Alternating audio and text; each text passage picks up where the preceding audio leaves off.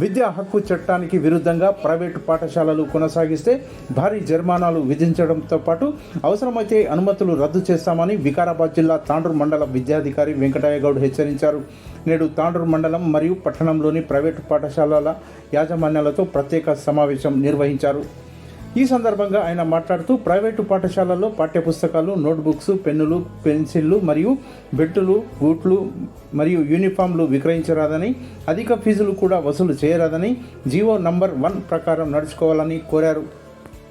Tuition ఫీజులు తప్ప మరే ఎలాంటి ఫీజులు సైతం వసూలు చేయరాదని, ఫీజుల కోసం విద్యార్థులపై ఒత్తిడి తీసుకురాకూడదని సూచించారు. అనుమతులు లేకుండా పాఠశాలలు నిర్వహిస్తే ఎంతటి వారైనా ఉపేక్షించేది లేదని ఆయన అన్నారు. ఇంకా ఈ సమావేశంలో దాదాపు 25 ప్రైవేటు పాఠశాలల యజమానులు, కరాస్పాండెంట్లు తదితరులు భారీగా పాల్గొన్నారు.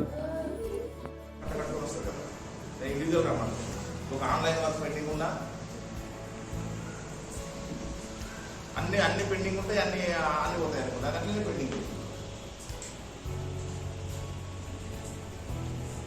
కాబట్టి అవన్నీ చూసుకోండి. ముఖ్యంగా ఈ ఇష్యూస్ చెప్తున్నాం, ఈ ఫీజ్ స్ట్రక్చర్ ఒకటి, టెక్స్ట్ బుక్స్ ఒకటి, నోట్ బుక్స్ ఒకటి, ఏమన్నా ఎక్కడ కూడా బుక్ కాదు, పెన్సిల్ కూడా అమ్మన్నారు ఎవరు.